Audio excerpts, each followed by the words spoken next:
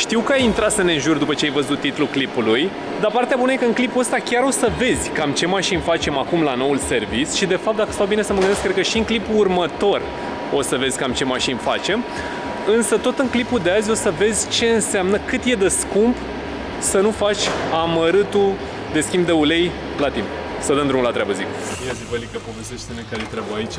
Pe mașina i-am făcut o constatare și am zis să schimbăm termocupla de ventilatoare și termostatul. Zis și făcut. A venit mașina la programare, m-am apucat de ea și când am început să desfac cablajele electrice, adică astea, care le vezi acum refăcute de mine. Îmi pare rău că n-am luat Am început să rupă pine de la mufe, am început să fac poze instant pentru că deja pierdeam numărul la... Uite cum e rupt. Uite, firul rupt. Am făcut poze ca să nu greșesc, să le pun greșit după aia. Bine, până la urmă e mașina cât e? Undeva în jur de 2000.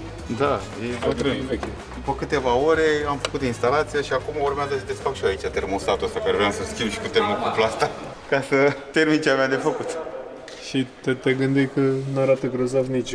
Radiatorul nu arată grozav, cred că a avut o pastă de aia pusă care se punea pe timpuri. Când eram eu copil și Dragoș și oamenii aia care erau odată... Copil și Dragoș, nu. Bebeluși. Niciun plan nu eram. Și când era el copil și tata copil. Cred că și radiatorul suferă. A avut o pastă de aia pusă specială de înfundat radiatorul, cred eu. Ruginit, de da. Bine, plus că lucrăm acum pe partea asta de rețele, te gândeai că era o treabă bună și cu radiatorul. Cu radiatorul cu da. Se chinuie să desfacă 4 șuruburi de azi dimineață. E ceva de genul ca la mine. A venit termostatul pe 2 ore și e 12 jumate, intră în pauză și eu acum am terminat firele de făcut pentru termostat și termocuplu. Cred că rămâne radiatorul în episodul următor, să zic așa, nu pentru oameni în episodul următor, ci pentru client în episodul următor, că nu ne încadrăm, Da. că trebuie să ne intre altă mașină, dar sunt curios cum se comportă după ce rezolvăm partea asta. Aici a fost Titanicul. Și mai am jos pe sub mașină bucăți care le-am rupt și au căzut jos deja. Bă, animalelor! Cele mai proaste mașini, să nu mă cumpăra niciodată, poate să aveți și aici. Aoleu, mămico! Și dă bine în el, nu să mai veți arată. Inițial intra un torț de 45 acum. Da, așa s-a vrut. Expectations versus reality. Asta e. Cum îți dorești să fie, cum e cu adevărat, știi? Bă, voi ce credeți, mă?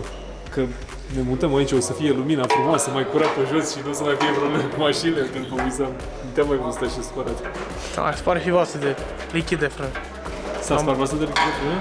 Prea vechi și a cedat. Serios? Era o lucrare foarte frumoasă, a mers totul bine, pe spate, s-a desfăcut totul. Nu știu de unde să începem. Știi care e treaba? Ne-am încercat să facem treaba asta ca să facem accesări. După pe parcurs ne-am dat seama că se blochează șurubul și ok, încercăm să facem accesările pe sus, până a început să rupă alt șurub. Ca să reușim să-l desfacem până să-l tragă jos. Și acum muncim ca să reușim să ajungem la șurubul pe care vrem să-l încălzim și să-l desfacem cu flacără, dând de toate celelalte șuruburi la care trebuie să încălzim și să batem. Practic, Șurubul ăsta la întinzător. voi ați plecat pe lucrări de faceți altceva acum, cumva. E rău. Bine, de partea bună e că după ce o să rezolvați, nu știu, într-un fel sau altul, care și răbui să aveți. Ăsta de aici care prinde întinzătorul. Ideea e că voi, după ce o să rezolvați, partea bună e că omul o să aibă zona asta din față funcțională, să zic așa, detașabilă, da. Deci în momentul ăsta problema e că nu avem cum să accesăm nimic din față. Cum să dăm asta? Jos. Deci cerem și noi scuze la Sorin Vulcanizatorul pentru...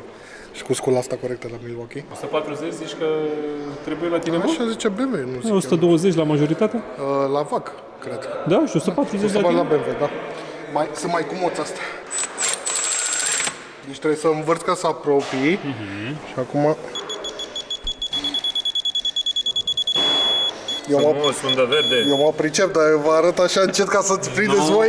Nu mă, el face, da, pentru îndreptări, suduri de jante, tot ce aveți nevoie, apelați la Sorin, că se pricepe. Și ne-a rămas pe din afară aici. Bă, dar e utilă treaba cu astea băruți, să fiu sincer. Dacă era un pic mai înalt bancul, îl foloseam pe de scaun și mâncam aici. Da, era treaba. Da, după trebuia să lucrez pe banc, așa. Știu că nu sunt, că nu e gata bucătăria, dar nu e rău, nu e rău. Avem unde să mă.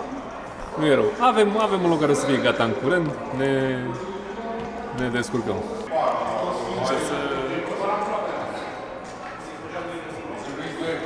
Bă, să uită motul la voi, moare de foame. Bine, are 20 de pliculețe pe ziua de azi, de păcălește pe toți cu pliculețele. Hai să facem aici o magie. Altă treabă! A venit desertul. Zi, Aline, pasat, nu? Moartea mea, asta pe 5. Orescu smolă și clecte cu asfalt. Ori încep la mână, ori luăm un ciocan mai mic. Mi-a amorțit. Uisam, încep la mână? Mi-a amorțit. Nu, nu merge. Atât, doare mâna rău tot că am încercat și eu. M-am bătut o jumătate de oră. Nu face deciclin sau ce?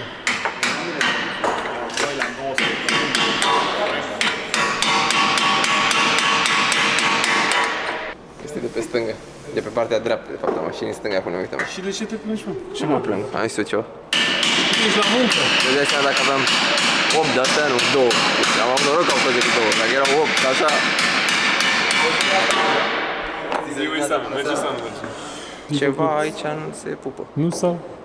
Nu s-au umblat la ea în ultimii 10 ani, nu știu, habar n-am. Dar e rău că dacă desfaci șuruburile astea, le pui vaseline și le bagi la loc și la 5 ani mai umbli iar, n-au cum să fie în starea asta niciodată. Sau că le strângi, nu știu, iei țeava și le strângi și Da, după nu aia înțeleg. se blochează, ruginesc acolo.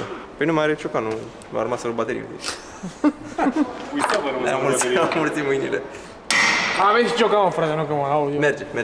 Știe. Dom'le, cu coadă de plastică, nu e Nu, bun. merge. Bate, Și face treabă. Deci e disponibil să mai avem. Da. Am dat câte unul a primit fiecare. Da. Ți las aici amintire, Aline. Cum e vălică? După câteva ore mai târziu, e triplă, merge perfect. Beton. Deci nu e... Noi, ca să înțeleagă și oamenii, noi bănuiam că poate să fie și garnitură de chiloasă. I-am zis omului că Da, nu avem da, de da, unde da. să știm, dar nu putem să luăm în calcul aia întâi. Și practic noi ce am schimbat acum? I-am schimbat în felul următor, i-am schimbat termostatul, i-am schimbat termocupla de pornire a ventilatoarelor, care vine pe termostat, i-am schimbat capacul de presiune care nu era improvizat și dădea apa afară și îți dădea senzația că fierbi, dar de fapt pierdea pe ei. Și antigel și am făcut toată instalația acolo, pentru că la termostat era instalațiile de mufe și în momentul când am pus mâna pe ele mi s-a rupt două fire în mână la două mufe și am făcut toată instalația de la câteva ore până le-am reizolate, lipite, cositorite, făcute mișto, bandizonate și rezolvate. Am ieșit în probe cu mașina, stă în temperatură perfectă.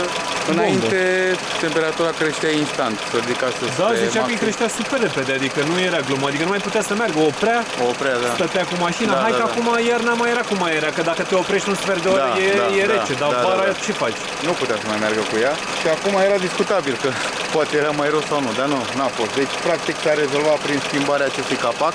Da, auzi, Vălică, oare ar merita totuși, el de exemplu zicea că parcă nici căldură nu prea-i băga grozav.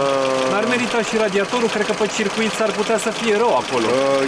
Este, acum dacă Dar poate de calorifer nici nu vreau să mă gândesc. de calorifer, de căldură din mașină, nu, merge foarte bine pentru că furtunile turcile, am pus mâna pe ele, sunt calde. Da? Nu prea îi bagă un pic în mașină, dar e de la clapete, e o altă problemă, cred eu. Pe electrică. Pe electrică, da. Dar ele se încălzesc amândouă foarte tare. Bă, e bine, e rezolvată, ieftin, a rezolvat omul, poate să plece cu ea, nu mai trebuie să lase mașina 2 săptămâni și să-l usuce în sfârșit. Băgăm alta? Gata, haide.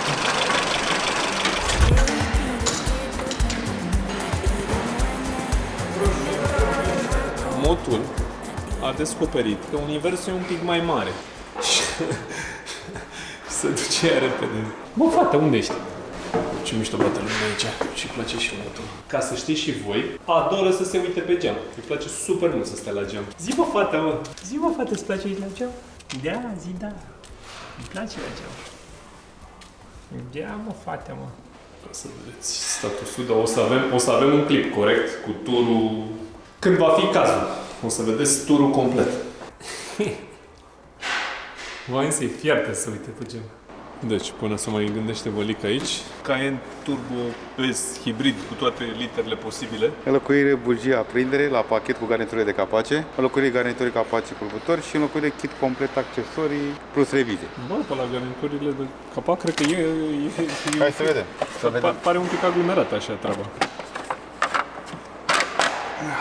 Deci, capacele sunt de aici până acolo. E foarte mișto concentrată lumina exact acolo, vezi? Adică luminează frumos tare zona asta exact unde e nevoie. Ce îmi place mega mult la ea e că materialul ăsta de aici e ceva cum să vă zic, molicel cauciuc, adică nu poți să pui pe capota unei mașini ceva care e rigid sau ar putea să zgârie sau să facă sau să dragă. Hai că la accesorii e mai țac-pac un pic. Pe aici e un pic de fan. Cu ce? Nu știu ce să zici cu ce. Cu cei de focul la capaci. Pe spate e rău cât are un capac așa. La fiecare e prins așa cu șuruburi și trebuie de așa la jos. De miau. Da. Compresor. Aici a început să se mănânce, să se macine aluminiu și începe să se desprinde și bucata de furtun, vezi? Hai, uite, aici de exemplu a început să iasă cauciucul din partea asta de metal. Da, și ai risipele? Și cineva a încercat cu un șurub aici și unul aici. Și mașina în toată zona asta era oricum plină de ulei. Deci cineva a încercat salvarea a venit și a plecat. Salvarea e, la unele mașini e să nu piardă aer, la altele e să nu piardă ulei. Da. Aici nu pierde aer, dar ulei de tăia săraca pe toate părțile. Pe la bușon, pe acolo, pe la Noi am încercat două chestii. Să-l facem să nu mai piardă aer cu unul nou și să facem să nu mai piardă ulei înlocuind capacul de sus. De regulator. Altă chestie comună aici e foarte aproape de un cablaj de la mufa de la N75 se vede și că în momentul în care se umflă, cu timpul sparge furtunul aici. Și asta, după cum vezi, deja mai are 30% și... De-aia vreau Wissam traseu. Da. Nu mai stă Eu am scăpat de problemele astea, sunt foarte mulțumit, nu am nicio treabă. Și eu pentru că am încredere în frățiorul meu Alin, vreau să-l urmez în tot ceea ce face în tot proiectul. din punct de vedere auto. Am deconectat sistemul de la baterii principal în spate din portbagaj pentru că are baterii și tensiune înaltă, tensiune aici. Și regula e următoră, trebuie în spate în portbagaj. Aici e bateria, aici este un capac care arată pe semnul exclamării și aici este conectorul de înaltă tensiune care se scoate. Ok. Se pune într-un vestiar închis. Așa scrie. Da. Este obligatoriu să-l ținem închis pentru a nu pentru siguranță. L-am pus undeva bine și acum mașina e deconectată de la înalta tensiune. Ca să nu ți se ridice părul. Să ridice părul să încap când lucrez pe partea asta acolo. Așa. Ce ai făcut? Ai spălat acolo un pic? Este ulei și am încercat să spăl cât de bine și să suflu, ca atunci când desfac să nu cadă nici mizere și plusul să le elimin de acolo cât se poate. Și să încep să mă chinui să desfac. Practic, ai uscat prin două metode, ia. Da, metoda 1, tunul de ăsta, așa, de suflat. Metoda 2, compresorul. Mini-compresorul. Da. Și uite garnitura, care este foarte tare, adică uite și tu cum e cât de tare. Se rupe. Da, E întărită rău de tot. Nu mai e flexibilă, este acolo.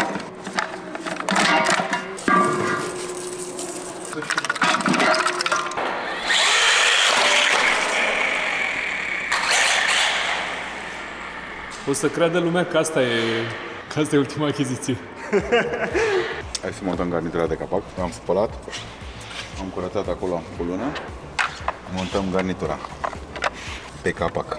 Și el trebuie să intre aici. Dacă nu-l bagi din prima acum, la montaj sunt riscul să piști garnitura și să strici. Și trebuie să ții șurubul împins așa, ca și când ar fi montat. Ca să intre un pic de Da, și să intre de desubt, învârți degetul în jurul împrejurul ghitajului și a intrat înăuntru. Și gata. Și acum stă înăuntru. În timp ce curățam la chiloasă aici pe capac, mi-a sărit în ochi toți lobii de la axă sunt distruși în cimentare. Deci, cimentarea de aici este distrusă. Aici, aici, aici, aici, aici, aici se vede linie deja, e mult mai rău. Rola care trebuie să lucească, nu știu dacă poți să vezi, dar jumătate din ea lucește unde are cimentare, jumătate a zburat cimentarea din ea. Așa? Se vede. Aici la fel, rola a zburat cimentarea. Adică riscurile sunt ca de aici încolo, în orice moment, la un moment dat, să se distrugă, să facă praf.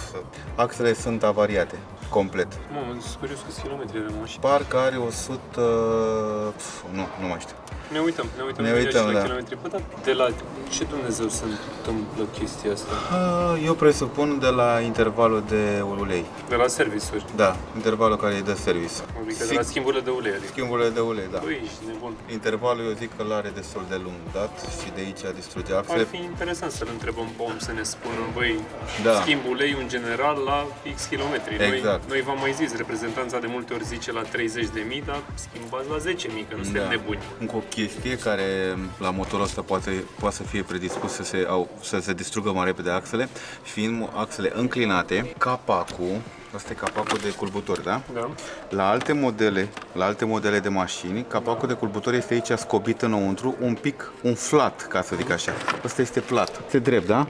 Ce se întâmplă? În momentul când valvotajul de ulei, că aici se formează un valvotaj de ulei, da? Printre axe. Valvotajul de ulei este foarte aproape capacul aici, nu permite ca uleiul să sară, să facă un valvotaj foarte mare, ceea ce se întâmplă. Se duce foarte repede uleiul în baie înapoi jos, pentru că motorul este înclinat, nu este drept. Și fiind și înclinat, capacul foarte aproape de axe, nu permite un valvotaj foarte mare de ulei. Una dintre cauze, cred eu, din punctul meu de vedere, și doi, intervalul de ulei. Și de aici viața motorului se scurtează, din păcate. Am descoperit chestia asta, dar presupun că nu trebuie făcută în momentul Nu. ăsta. Adică omul teoretic mai putea să meargă mult și bine fără să descopere nimeni. Da. Până nu dădeai jos capace, n-aveai cum să dai seama, sau până apărea o problemă pe axe, serios. zgomote metalice și spunea, domnule, am o problemă sau de ceva metalic, ceea ce o să urmeze să audă la un moment dat, nu știu când, cum, dar... Da. Am mai întâlnit situații de genul ăsta în care oamenii ne zic că, păi și cam în cât timp ar trebui. Nu există. Da, nu pentru... N-ai cum să știi. Poate să fie 100 de kilometri, poate să fie 26.700 de kilometri. Adică exact. noi nu spunem face acum, noi spunem am descoperit, habar n-avem că nu putem să ghicim viitorul. Cred că răspunsul cel mai simplu e până crapă. Până crapă, da, exact. Dar nu avem de unde să știm în cât timp. Că mulți oameni poate zic, bă, dar nu sunt pregătit acum, aș putea să mai merg 6 luni, că în 6 luni o să mă descurc. Nu știm. Ce puteți să faceți? Să ne ajungeți aici? Bă, mașinile, până la urmă, pot fi omorâte, să zic așa. Adică o mașină de genul ăsta nu o cumpără nimeni să meargă cu ea până la piață. Nu-i vorba de asta. Măcar intervalele de service să fie la 10.000 și întreținerea. Și auziți ceva, hai să mă duc la service. Se aprinde ceva în bord, hai să mă duc la service. Nu le lăsați să se ajungă într-o situație de genul ăsta. Cam asta e ideea. Ca să mai fac o paranteză și închid subiectul, la mașina mea am schimbat uleiul. În momentul când am resetat calculatorul de bord, mi-a apărut niște linii și atât. Și după care am început să merg cu ea și am sunat la reprezentant, am vorbit cu un băiat de la reprezentanță și am explicat, zic, am resetat intervalul, de-a mai apare niște linii. Zice, da, pentru că în momentul ăsta mașina îți face un calcul matematic și vede cum mergi cu mașina. Dacă mergi sportiv, dacă mergi pe autostradă, dacă mergi în oraș. Și eu am mers aproape tot un oraș de când am făcut resetarea și într-un interval de 100 de km sau 200 de km îți apare mesajul cât ai cu uleiul. Și mi-a apărut după o săptămână jumate, cred eu, cu intervalul de schimb la ulei, ești aproape, 6.000. Deci mi-a apărut intervalul de schimb la motor la 6.000. Da. Și noi când spunem 10.000, dar nu uitați că aveți și ore de funcționare, că le spun la oameni, stai la semafor, în cozi, sunt ore de funcționare. Honda mi-a calculat ore de funcționare și mi-a zis, bă, băiatule, tu cum mergi cu mașina o săptămână jumate, 6.000 de kilometri. Deci eu am avut schimbul de ulei la 6.000 mi l-a dat. De ce n-ar avea și alte mașini la 4.000, 5.000, 6.000, ținând cont de factorii ăștia? Asta ar fi întrebarea. Da, hai să-i dăm înainte. Da. Așa, desfacem și bujiile.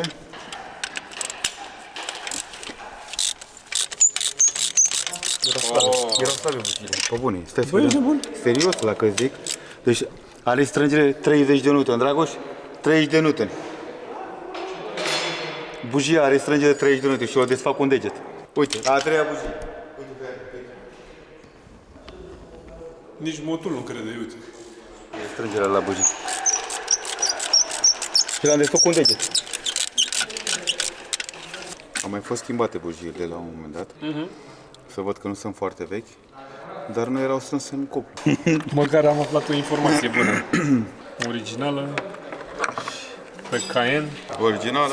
Dar vezi că asta, habar n-am acum să zic dacă o fi o diferență, dar vezi că arată diferit marcajul de pe ele. Da, e diferit. Vezi Volkswagen, e mai gros. Volkswagen AG NGK și acolo e cod direct de NGK de NGK. Și mai subțire. Producătorul pare același și acum e super discutabil asta pe care vorbește toată lumea, dacă e calitatea diferită sau nu. 1, 2, 3,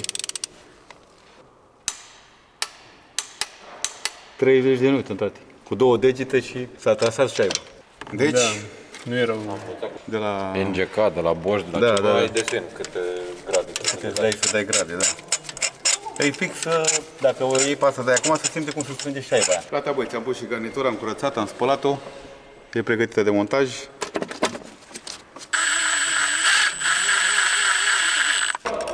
cum are strângerea Vălică, de curiozitate, cum vine ordinea la ele? Ordinea vine de la jumate să strânge.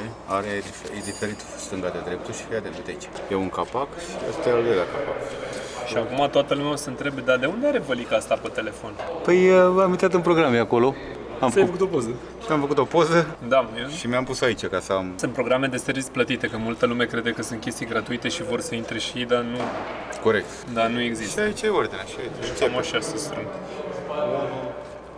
2, 1, 2, 3, 4. Cablajul electric se prinde de anumite părți metalice pentru asta să nu atingă, să nu fiind coapte, se rup. Și noi ce facem? Înlocuim. Cu ce? Cu o nouă prindere. Nu e chiar șoricel, e șoricel cu tot cu miez de prindere. Deci, practic, îl împing la locul unde e Șoricel de tuning. de tuning, cum s-ar zice, și încep să strâng instalația exact pe poziția care a fost înainte. Așa cum îmi place mie, fie totul țiplă. Ăia doi tot cu pasatul ăla să luptă acolo. S-au luptat săracii de azi dimineață. E război mare acolo. Asta e și la tine, una veche, una nouă. E exact, cum am avut-o dimineața. Hai că schimb un termostat. Cât îți ia vale, mă întreba băieții la recepție. Păi nu, că ia puțin, cred că dacă mă apuc de ea 2 ore și ceva. Și m-am apucat dimineața și am terminat-o după amiază. Păi bine, dar cine se știa de instalație? Da, erau rupte, s-au rupt firele în mână, mufe, tot trebuie făcute. Pe lângă toate operațiunile de azi, avem și o revizie corectă cu filtre de la Bosch, aer, polen și ulei. Ăla de combustibil e în rezervor.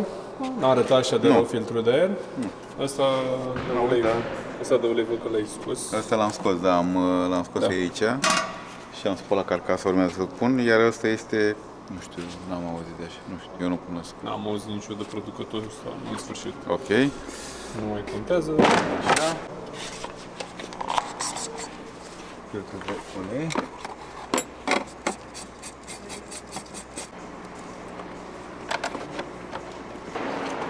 Ce mai avem, Vălică?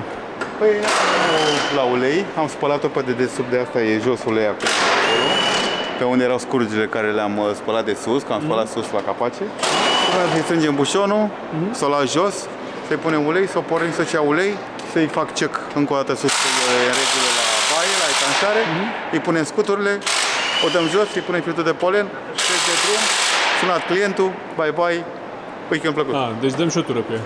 Trebuie, eu trebuie să ies în probe. Mergi sau nu mergi, eu trebuie să merg în probe. Adică se programă la minune, dar nu se spune la nimeni cum se cheamă, îl ține numai pentru noi. Da, domnule, cu bani, nu e cu gratuitate. Da, mă, workshop data se cheamă. Haines Pro Workshop Data. Vălică verifică acum exact cantitatea cu precizie care intră în jucăria aia de acolo. Gata și uleiul. O să pornim. Pornit și filtrul de polen. Filtrul de polen, da. Pornită trebuie să-i pun scutul, dar o pornim întâi să verificăm că e ok la baie și după aia filtrul și probă.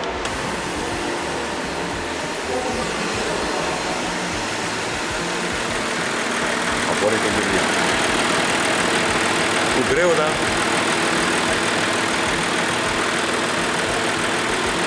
Rămâi Gabi în mașină, da? S-a făcut aici livrarea. O să am și eu nevoie de ștampile de la dumneavoastră. Bă, n-arăta rău la suprafață, dar La adâncime. avea ceva.